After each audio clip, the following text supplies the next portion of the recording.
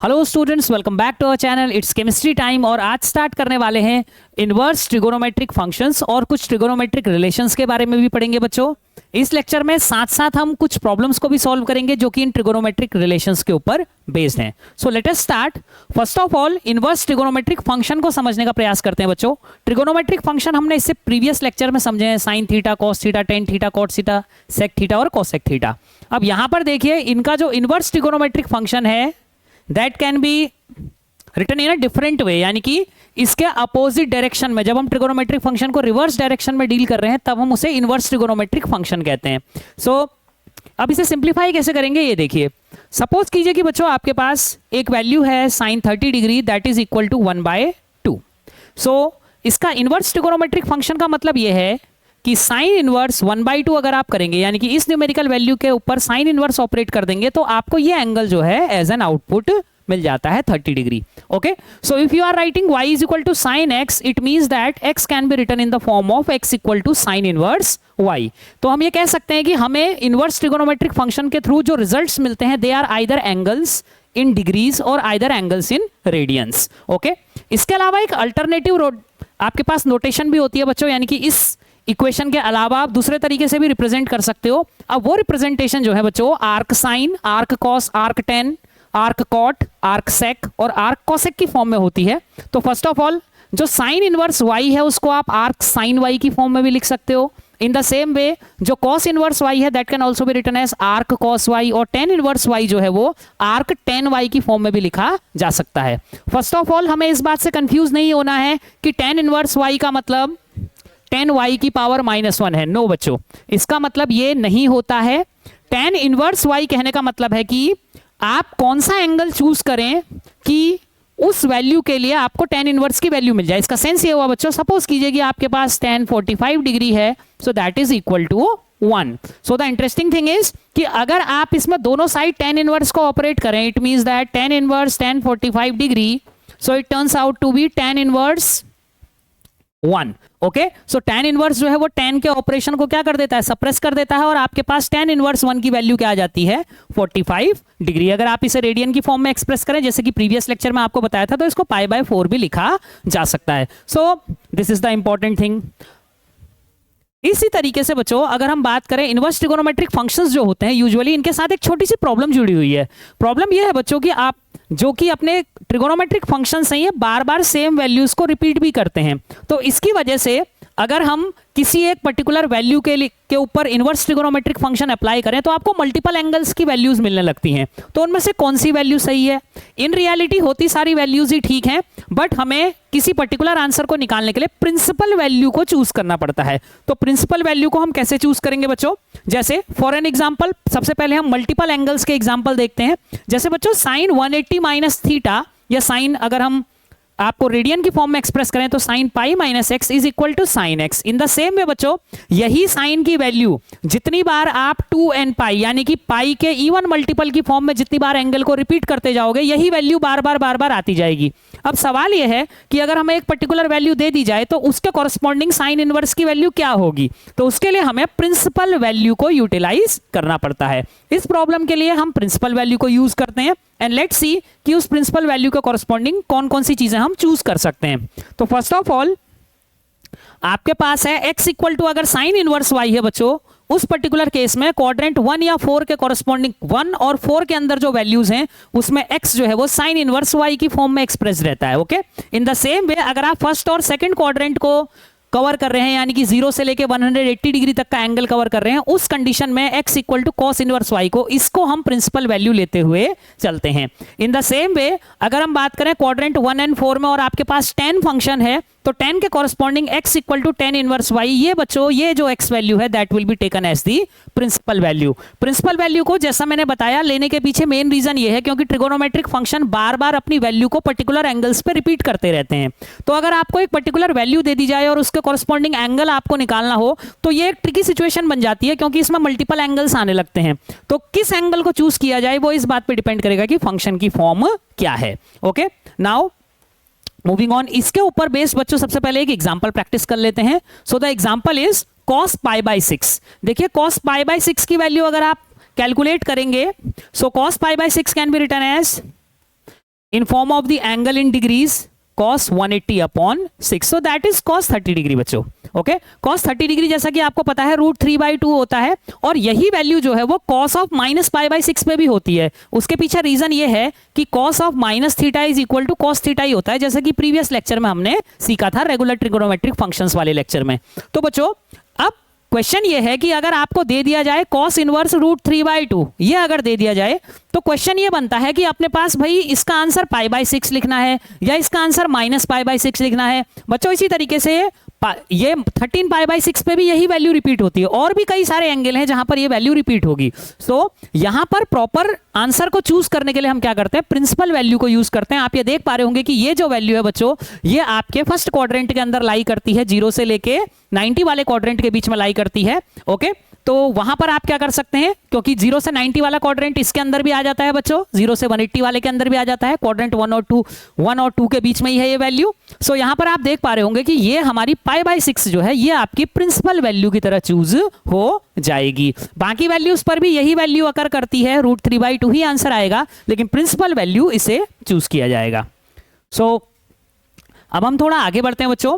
इसी तरीके से अगर आप बात करें आर्क कॉट वाई की, आर्क सेक वाई यानी कि cot inverse y, sec inverse y, इन दोनों के लिए भी हम क्या करेंगे, 0 से लेके पाई तक के क्वाड्रेंट में जो वैल्यूज आ रही हैं उन्हीं को ही प्रिंसिपल वैल्यूज की तरह ट्रीट करेंगे। अब यहां पर कुछ ट्रिगोनोमेट्रिक आइडेंटिटीज हैं, because this is the mathematical chemistry paper, so we will not go inside the derivations of these identities. हमें तो इन आइडेंटिटीज को अलग अलग सिचुएशंस में यूटिलाइज करना सीखना है। We will not go inside the proof of these identities. So first of all trigonometric relations बच्चों, सबसे पहले हम बात करते हैं को फंक्शन आइडेंटिटीज बच्चों। तो को फंक्शन आइडेंटिटीज का मतलब ये होता है कि एक क्वाड्रेंट से दूसरे क्वाड्रेंट में शिफ्ट करने का काम हम कैसे करते हैं, ठीक है। तो अगर आप cos ऑफ 90 - θ देखें बच्चों, तो ये sin θ के बराबर होता है। इसके लिए हम एक छोटी सी एक एग्जांपल आपको देता हूं बच्चों।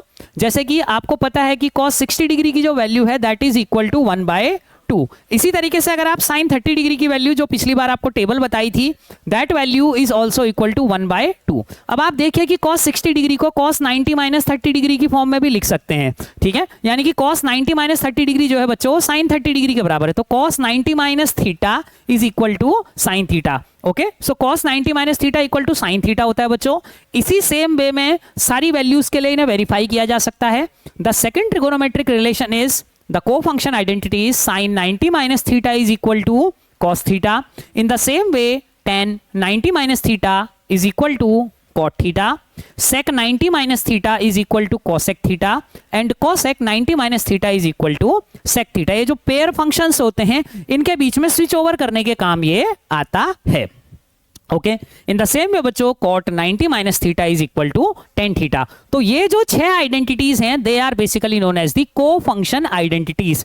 को फंक्शन बच्चों वो पेयर ऑफ फंक्शन होते हैं जिनमें हम ट्रिगोनोमेट्रिक टेबल को डिजाइन करते वक्त तो उल्टी डायरेक्शन में लिख के दूसरे फंक्शन को डिजाइन कर सकते हैं।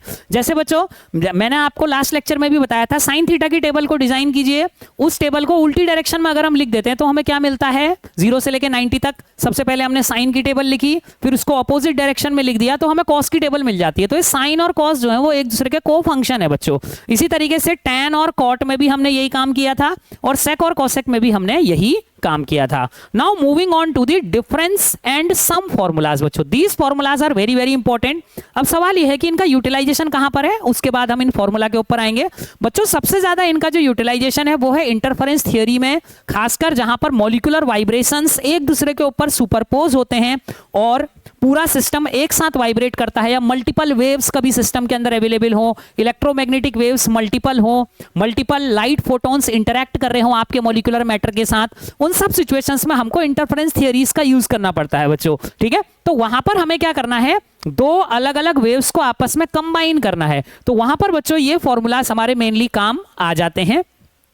सो सबसे पहले हम बात करते हैं बच्चों सम फॉर्मूलाज की। सम फॉर्मूलाज कहां पर यूज करेंगे, जहां पर हमें दो एंगल्स के सम की फॉर्म में निकालना है। कई बार ऐसा होता है बच्चों, आपको कोई जनरल वैल्यू दे रखी होती है, सपोज कीजिए कि आपको दे दिया बच्चों साइन 120 डिग्री, अब आपको साइन 90 तक की टेबल पता हुआ है, तो आप इस फॉर्मूला का यूज करके साइन 120 की वैल्यू भी निकाल सकते हो। देखो कैसे, इसको बच्चों आप लिख लो साइन 90 प्लस 30 डिग्री। तो जैसे आप इसे 90 डिग्री प्लस 30 डिग्री लिखोगे बच्चों, तो आपका अल्फा जो है वो 90 आइडेंटिफाई हो जाएगा और आपका बच्चों जो बीटा है वो 30 डिग्री आइडेंटिफाई हो जाएगा। ऐसा करते ही आप इस expansion sign alpha cos beta plus cos alpha sine beta के थ्रू इसे क्या कर सकते हो, सिंप्लीफाई कर सकते हो। एक मैं एग्जांपल आपको सॉल्व करके दिखाता हूं। जैसे बच्चों सबसे पहले आपने अल्फा को 90 आइडेंटिफाई कर लिया, तो आप रखेंगे इस फॉर्मूला में sine 90 degree cos 30 degree plus फिर कॉस वाले के साथ अल्फा एंगल यानी कि कॉस 90 डिग्री साइन 30 डिग्री। क्योंकि बच्चों कॉस 90 डिग्री 0 होता है तो ये टर्म तो खुद ब खुद ही एलिमिनेट हो गया, ये टर्म आपके पास बचता है। तो साइन 90 की वैल्यू 1 हो गई बच्चों, इनटू अपना जो कॉस 30 डिग्री होता है दैट इज इक्वल टू √3/2। तो बच्चों इसकी वैल्यू ओवरऑल आ जाती है √3/2। तो अगर आपको 0 से लेकर 90 तक का भी ट्रिगोनोमेट्रिक टेबल पता है तो 90 प्लस समथिंग की फॉर्म में एक्सपेंड करके आप क्या कर सकते हो, इस रिलेशन के थ्रू एटलीस्ट 180 तक तो बहुत इजीली जा सकते हो। ठीक है, तो ये साइन अल्फा प्लस बीटा के लिए सिचुएशन बनती है। इन द सेम में बच्चों अगर आपको साइन अल्फा माइनस बीटा निकालना है, साइन अल्फा माइनस बीटा, तो उस सिचुएशन में आपका जो रिलेशन है that is sine alpha cos beta minus cos alpha sine beta. In the same में बच्चों अगर आपको निकालना है cos alpha plus beta, so that can be written as cos alpha cos beta minus sine alpha sine beta. तो बच्चों ये जो आ गया ये डिफरेंस फॉर्मूला आ गया आपके पास। In the same way cos alpha minus beta can be written as cos alpha cos beta plus sine alpha sine beta. तो ये जो नेगेटिव वाले हैं बच्चों डिफरेंस फॉर्मूला हो गए, ये आपके सम फॉर्मूला हो गए। ओके, इन द सेम वे आप tan को भी एक्सप्रेस कर सकते हो। अभी आगे प्रैक्टिस प्रॉब्लम्स में हम इनसे रिलेटेड एक एक दो सवाल करके भी देखेंगे।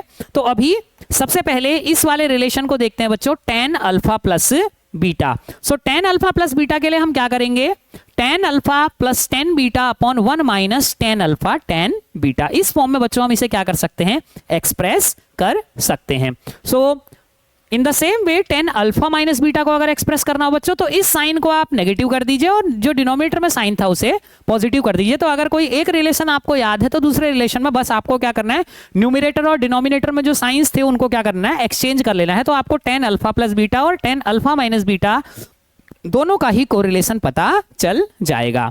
इसके अलावा बच्चों हमारे पास और जो फॉर्मूलाज हैं वो हैं double and half angle formulas. Double कहने का मतलब 2 थीटा से रिलेटेड फॉर्मूलाज और हाफ एंगल कहने का मतलब θ/2 से रिलेटेड फॉर्मूलाज कैसे हमें बनाने हैं।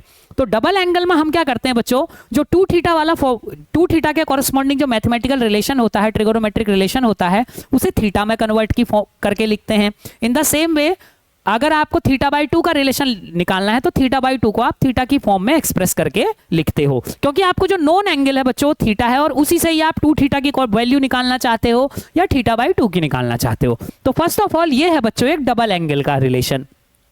तो cos 2 थीटा की अगर हम बात करें बच्चों तो cos 2 theta is equal to cos square theta minus sine square theta, या बच्चों इसे 1 माइनस 2 साइन स्क्वायर थीटा भी लिखते हैं।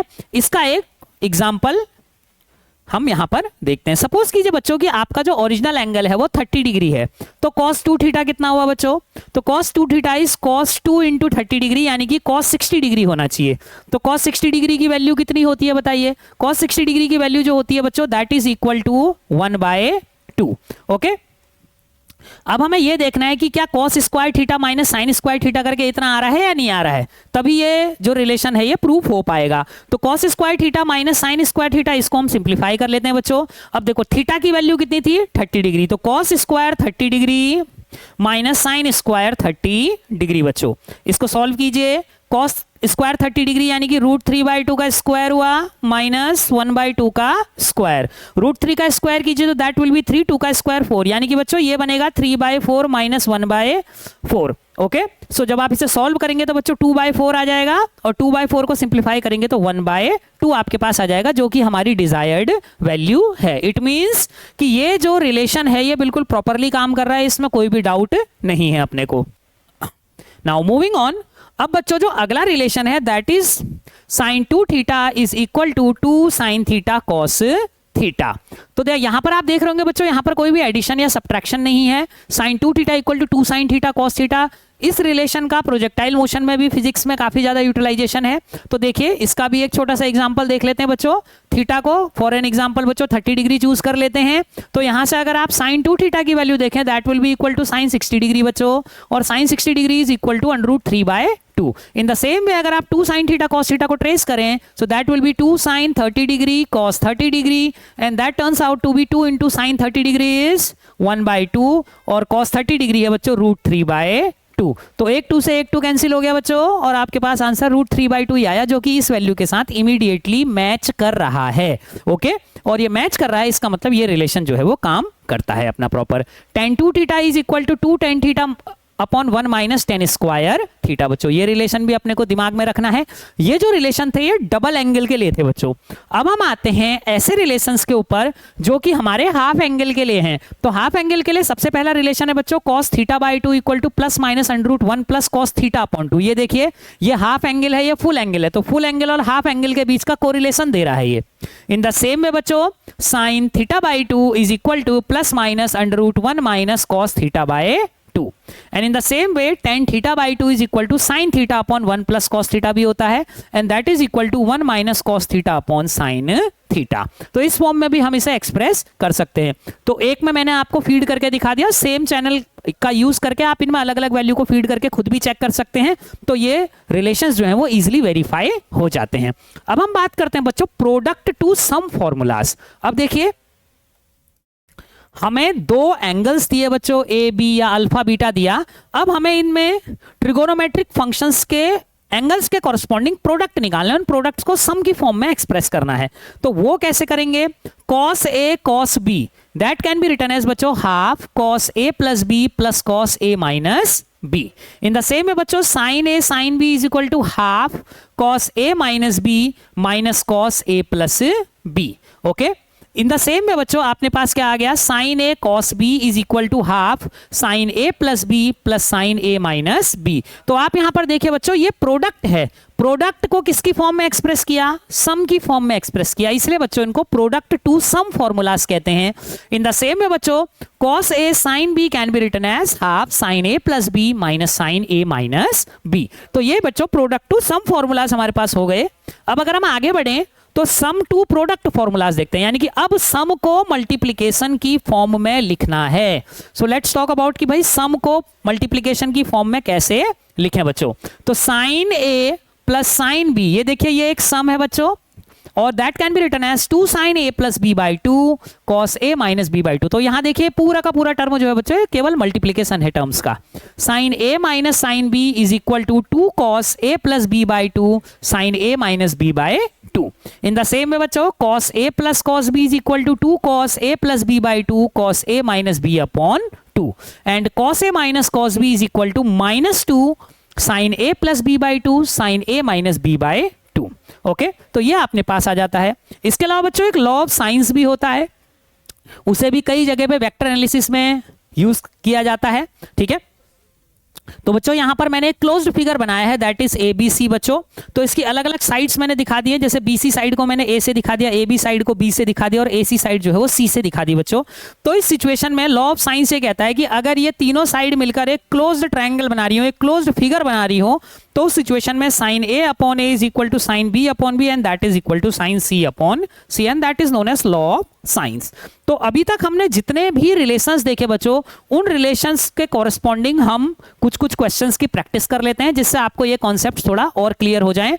कोशिश करें कि इन सारे रिलेशंस को आप ज़्यादा से ज़्यादा मेमोराइज करें, क्योंकि इनका प्रूफ हमारे लिए इंपॉर्टेंट नहीं है मैथमेटिकल केमिस्ट्री में, हमें तो यूटिलाइज करना है इसे एज अ टूल। ओके, तो आप जितने रिलेशंस इसमें याद रख सकें दैट इज क्वाइट इंपॉर्टेंट। तो प्रैक्टिस प्रॉब्लम्स के ऊपर आते हैं बच्चों। यहाँ पर मैंने 6 प्रैक्टिस प्रॉब्लम चूज करी हैं, सब में अलग अलग तरीके के रिलेशंस यूज हो रहे हैं।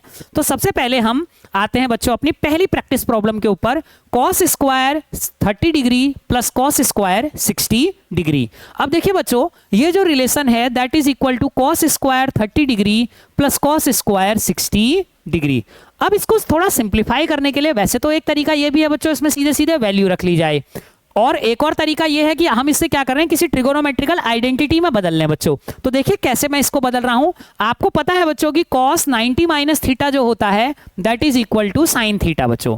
तो cos 30 का मतलब क्या हुआ, cos 30 को आप इस फॉर्म में भी लिख सकते हो बच्चों। cos 30 को आप ऐसे भी लिख सकते हो, cos 90 माइनस 60 डिग्री। तो आपको पता है कि cos 90 माइनस 60 डिग्री जो है बच्चों, उसको आप साइन 60 डिग्री भी लिख सकते हो। तो इसका मतलब ये जो cos स्क्वायर 30 डिग्री है बच्चों, अल्टीमेटली इसको साइन स्क्वायर 60 डिग्री भी लिख सकते हैं। ओके, तो sine square 60 degree plus cos square 60 degree. और अगर आपको ट्रिगोनोमेट्रिकल आइडेंटिटी याद हो तो that was sine square theta plus cos square theta is equal to 1। तो इमीडिएटली बच्चों इसका जो आंसर है वो क्या आ जाता है, 1 आ जाता है। एक और तरीका ये भी था बच्चों कि आप यहाँ पे cos 30 की वैल्यू फीड कर देते √3/2 का स्क्वायर यानी कि 3/4 कर लेते, और उसे देखते बच्चों तो cos 60 डिग्री की वैल्यू वहां पर फीड कर देते 1/4। तो 3/4 प्लस 1/4 करते तो 4/4 आता, वो आंसर भी क्या होता, 1 ही होता। मैंने ये इसलिए किया ताकि आपको ट्रिगोनोमेट्रिकल आइडेंटिटी कैसे इसमें फीड करेंगे वो आपको पता चल सके। अब हम आते हैं बच्चों अपने अगले क्वेश्चन के ऊपर, that is cot 20 degree tan 20 degree. अब देखिए बच्चों cot 20 डिग्री, cot को हम लिख सकते हैं 1/10, सो that is 1/tan 20 degree into tan 20 degree. तो आप ये देखेंगे ये कैंसिल हो जाएंगे, that is very very simple, answer सीधे सीधे 1 आ जाता है। अब बच्चों यहां पर मैं सम और डिफरेंस फॉर्मूला को यूज करने वाला हूं tan 5π/12 के लिए, 5π/12। ओके, अगर आप 5π/12 को सिंप्लीफाई करके देखें बच्चों तो आपको डिग्री में ये एंगल लगभग कितना मिलेगा, देखो पाई का मतलब होता है 180 डिग्री, तो 180/12 हो गया। ओके, लगभग इतना ये एंगल मिलेगा बच्चों। तो आप अगर इसको खोल के देखें, इसको एक्सपेंड करूं तो मैं इसको ऐसा भी लिख सकता हूं, tan π/4 प्लस π/6। देखिए π/4 और π/6 को बच्चों आप जोड़ के देखो, सो 6 और 4 का एलसीएम क्या बन गया, 12 बन गया बच्चों। 4 3 जा 12, तो 3π, 6 2 जा 12, तो 3π प्लस 2π 5π/12 भी आ रहा है। अब इसका फायदा क्या होगा बच्चों, इसमें tan a प्लस बी का रिलेशन यूज किया जा सकता है। अब tan a प्लस बी का रिलेशन आपको प्रीवियस स्लाइड में बता रखा है, क्या रिलेशन है बच्चों, tan a plus tan b upon 1 minus tan a tan b, this is the relation. अब इसको करिए सिंप्लीफाई, tan a यानी कि tan π/4 बच्चों, ठीक है, प्लस tan b यानी कि tan π/6, okay, upon 1 minus tan π/4 into tan π/6। ये रिलेशन बच्चों आपके पास बनेगा। अब इसे सॉल्व करते हैं थोड़ा सा। अब π/4 जो एंगल यानी कि बच्चों 180/4 हुआ एंगल, पाई का मतलब 180 यानी कि बच्चों 45 डिग्री की बात कर रहा है, और π/6 की बात करें तो 180/6 यानी कि बच्चों 30 डिग्री की बात कर रहा है। सॉल्व करते हैं, π/4 की जगह रखा बच्चों 1 प्लस π/6 यानी कि क्योंकि tan 45 की वैल्यू बच्चों 1 होती है, और tan π/6 यानी कि tan 30 डिग्री की वैल्यू 1/√3 होती है। तो 1 प्लस 1/√3 अपॉन 1 माइनस 1 इंटू 1/√3। तो बच्चों ये बन गया 1 प्लस 1/√3 अपॉन 1 माइनस 1/√3, जिसको फर्दर हम इजीली सिंप्लीफाई कर सकते हैं। तो ऐसे करके हम क्या कर सकते हैं, सम फॉर्मूला के थ्रू इसको स्प्लिट कर सकते हैं। ठीक है, अब हम आगे बढ़ते हैं बच्चों और अगले क्वेश्चन की ओर बढ़ते हैं। cos 40 degree cos 50 degree minus sine 40 degree sine 50 degree. अगर हम इसे पहली बार देखें बच्चों तो पहली बार देखते ही ये समझ में आता है कि भाई ये कहीं ना कहीं cos a प्लस b का रिलेशन है। देखो cos b minus sine a sine b type का है बच्चों ये। तो इसका मतलब हम इसमें सीधे सीधे यूज क्या करेंगे, ये जो रिलेशन है बच्चों ये दरअसल cos a प्लस b का रिलेशन है, जिसमें a तो बच्चों 40 है और b कितना है 50 है। ये a 40 और b कितना 50। तो obviously cos a plus b में अगर आप इसे फीड करें तो then what you will get cos 50 plus 40 degree. तो cos 50 प्लस 40 हो गया भाई cos 90 डिग्री, यानी कि ये आंसर क्या है 0। देखिए बिल्कुल इमीडिएटली बच्चों ये आ जाता है, बहुत इजी है। अब साइन 120 को देखिए बच्चों, साइन 120 डिग्री, हमें 90 तक का ही टेबल पता है, तो क्या करेंगे इसको साइन 90 प्लस 30 डिग्री की फॉर्म में लिखेंगे बच्चों। तो इसको a मानो इसको b मानो। अब साइन a प्लस b के रिलेशन से इसको खोल दो, क्या रिलेशन है, sine a cos b plus cos a sine b। तो बेटा इन वैल्यूज को इसमें रखेंगे, sine 90 degree cos 30 degree plus cos 90 degree sine 30 degree. तो आप ये पाएंगे कि ये टर्म ऑटोमेटिकली एलिमिनेट हो जाता है। क्योंकि ये एंगल जो है बच्चों कितना हो गया 90 डिग्री के हिसाब से ये आंसर 0 हो गया। तो साइन 90 डिग्री की वैल्यू रखोगे तो 1 बच्चों, cos 30 डिग्री की वैल्यू रखोगे दैट विल बी √3/2। तो इमीडिएटली बच्चों ये वैल्यू कितनी आ जाती है √3/2, और दूसरा टर्म तो 0 ही है क्योंकि cos 90 0 होता है। तो इस तरीके से ये रिलेशन भी जो है वो इजिली सिंप्लीफाई हो जाता है। अब हम बात करते हैं बच्चों जो है लॉ ऑफ साइंस था, जिसको हम कभी कभी लेमीज थ्योरम भी कहते हैं इसको फिजिक्स की लैंग्वेज में। तो इसको हम सॉल्व करते हैं, हमें ये AC वाली साइड निकालनी है। तो हमें पता है ये जो रिलेशन यूज कर रहा है that is equal to sine A upon A is equal to sine B upon B is equal to sine C upon C। इस रिलेशन को बच्चों ये यूज कर रहा है, ठीक है। तो सबसे पहले आप ये देखिए कि AC के कॉरस्पॉन्डिंग साइड आपकी B हो गई, BC के कॉरस्पॉन्डिंग साइड BA के कॉरस्पॉन्डिंग C हो गई बच्चों, और BC के कॉरस्पॉन्डिंग क्या हो गई A हो गई, जो रूल आपको इससे पहले भी बताया है। तो अब आप इसमें सिंप्लीफाई कर लीजिए, साइन A अपॉन A।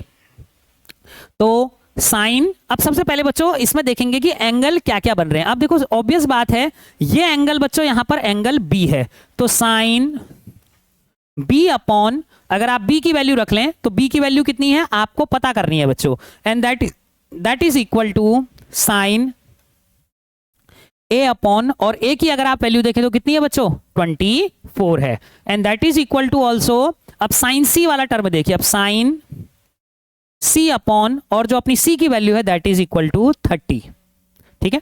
तो अब आप देखिए बच्चों ये दो रिलेशंस आपको मिल रहे हैं, यहां से साइन A और साइन C का रेशियो आपको क्या है इजीली मिल जाएगा। तो आपको क्या करना है बच्चों, सिंपल सी बात है कि इस पूरे ट्रायंगल में जो तीनों एंगल का सम है बच्चों वो कितना है, वो है 180। सो इफ दैट इज 130, और ये एंगल को x मानो बच्चों, ये एंगल को y मानो, या एंगल A और एंगल C, तो बच्चों एंगल A और एंगल C को जोड़ के उतना ही आना चाहिए जितना 180 में से 130 माइनस करके आना चाहिए बच्चों, ठीक है। तो कितना आया, ये 50 डिग्री आ गया, ठीक है। तो ये 50 डिग्री होना चाहिए, यानी कि x A और B को, A और C को जो जोड़कर आना चाहिए बच्चों आंसर वो 50 डिग्री आना चाहिए। अब बच्चों यहां से आप साइन A और साइन C को का रेशियो निकाल लो इन दोनों का यूज करके, तो कितना आएगा 24/30 आएगा बच्चों। तो आप इसको 6 से काट लें तो 6 4 जा 24, 4/5। तो इसका मतलब क्या हुआ बच्चों, जो ये एंगल A और एंगल C है बच्चों, इन दोनों का जो रेशियो है वो 4/5 के इक्विवेलेंट है, ठीक है। Sine A upon sine C क्या है 4/5। और बच्चों इसी तरीके से इन दोनों का जो एंगल्स का सम है वो किसके बराबर हो गया, आपका 50 डिग्री के बराबर हो गया। तो आप 50 डिग्री के एंगल को 4:5 में डिवाइड कर लीजिए, उससे एक पार्ट आ जाएगा, दूसरा पार्ट आ जाएगा, और उस वैल्यू को जैसे ही यहां फीड करेंगे तो आप किसी भी वैल्यू को निकाल सकते हैं, B निकालना हो, A निकालना हो या C निकालना हो। So in this way we can understand कि किस तरीके से ट्रिगोनोमेट्री को बच्चों हम यूटिलाइज कर सकते हैं। मॉलिक्यूलर केमिस्ट्री में इसका काफी ज्यादा यूटिलाइजेशन है। इसके अलावा बच्चों जैसे मैंने आपको बताया था वाइब्रेशनल थियरी में, स्पेक्ट्रम में भी ट्रिगोनोमेट्री काफी काम आती है। So I hope that you have understood this lecture. I will meet you in the next lecture जहां पर हम कर्व स्केचिंग यानी कि सेकंड यूनिट के बारे में डिस्कस करेंगे। Till then keep watching it's chemistry time.